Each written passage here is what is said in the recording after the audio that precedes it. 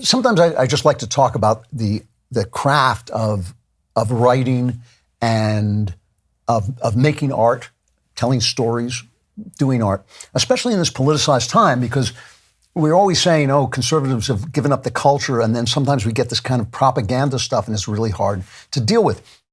And it doesn't make for good art, and it's just kind of on the nose and all this. And I want to talk about a little bit about how you deal with that. My wife and I went to see a movie over this last weekend, and my wife and I almost never go to the movies together because she doesn't like anything that's too rough, and I don't like anything that's too bland. So we rarely find anything that can entertain us both.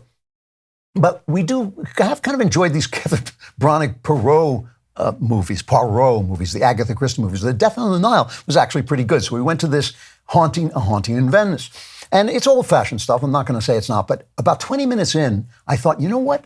I really like this. I'm really enjoying this. And the reason I was enjoying it is they weren't insulting me. They're not instructing me in their higher, superior wisdom, their superior culture and political wisdom.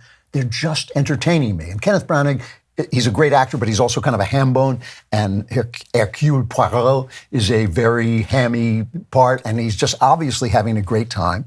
And Tina Fey is in it. She plays a kind of Agatha Christie's kind of alter ego. And I'm really fond of Tina Fey. She's smart. She is an attractive personality. And, and I was thinking, I know she's very left-wing. She's very liberal in the old, kind of the old style. But she's just talented and appealing. And she does her job in this, and she entertains me. And it occurred to me, she is somebody who has come out against the Oscars. When she was on the Oscars one night, she gave an award away. And everything was Me Too and the climate and this and that. And she went on Howard Stern, and she said she actually went up against it. This is cut 14.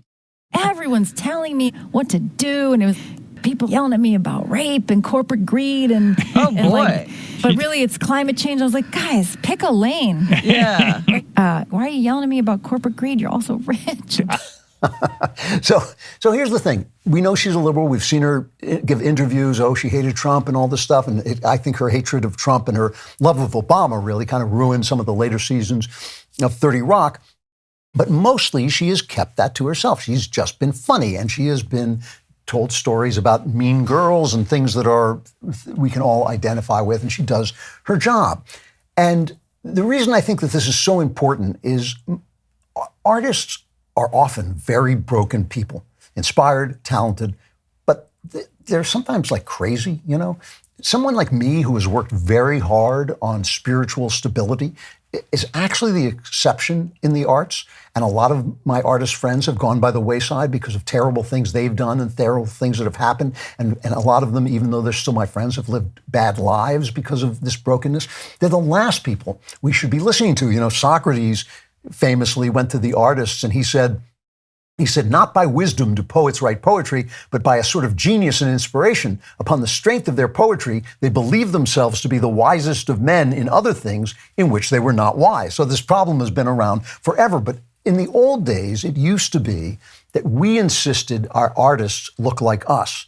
So we insisted if they got divorced, they had to hire a PR guy to cover it up. If they had an affair, or if they were gay, or any of things that didn't fit with middle-class values, which are always the best values because the middle class is only hanging on to its position, so they have to act well. If they didn't do that, they had to cover it up because we expected them to look like us. So when Taylor Swift and Travis Kelce got together, they had to make it look like they were really in love, not that they were just, in a 6-month affair because it was just another one of their 6 months affairs, because we wouldn't stand for that.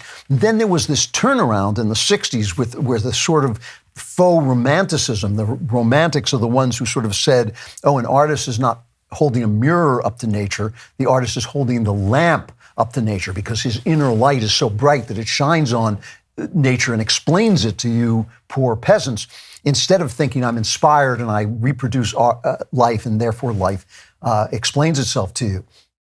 And so that's where we get this thing where they're telling us how to live. They're getting up at the Oscars and saying, you shouldn't have voted for this one, you shouldn't have voted for that one, you have to worry about this issue and you have to worry about that issue. They are the sickest, stupidest, most demented people in the country. They should not be telling us about race relations. They should not be telling us who's beautiful and who's not. They should just be doing their job and entertaining us. But, and this is, look, when I write the Cameron Winter books, that's what I try to do. But we live in political times. And politics is always part of the times. So if you read, for instance, Anthony Trollope, one of my favorite novelists from the Victorian era, he writes about politics and he writes about what happens in politics.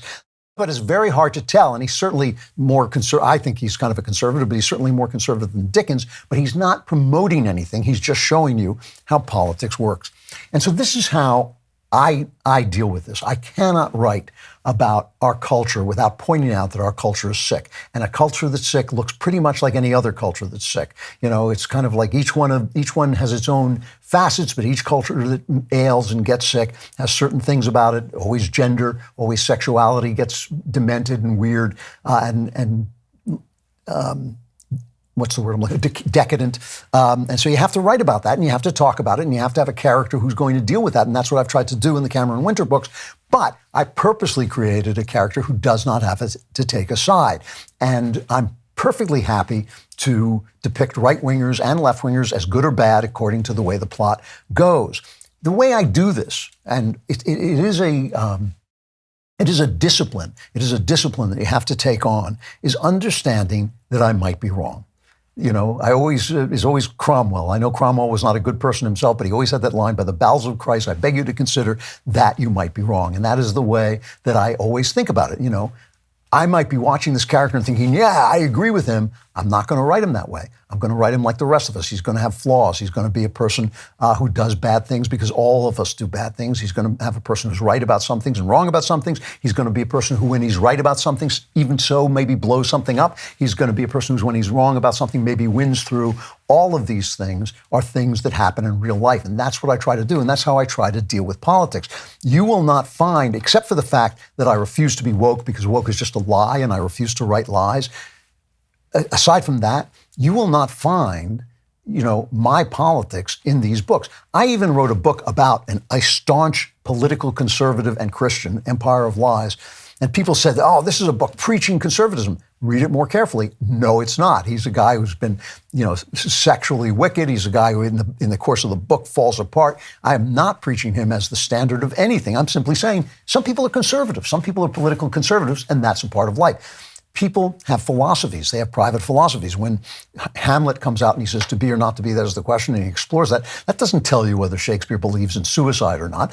It doesn't tell you, people always say, as Shakespeare said, and I always think, well, not really. It's really as Othello said, as Macbeth said, as Hamlet said.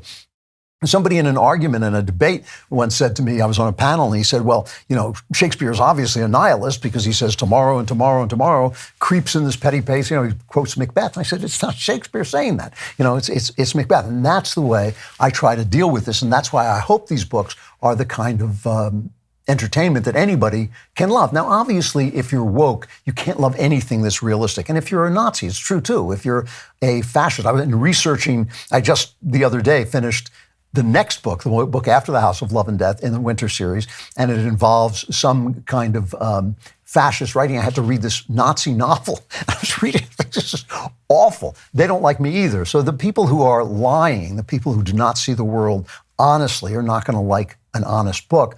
But personally, I think that I do want to write books that are different, are not telling you what the mainstream media says because that's a lie, but they're also not telling you what the politicians of the day are saying because that's just politics. Life is much more deep, much more rich, and much more nuanced and gray than politics. And that's the way I approach it. And I wish some of these people in Hollywood who have got so much power and so much influence would do the same thing. And I think Tina Fey has actually managed to do that. And I think Kenneth Branagh has too.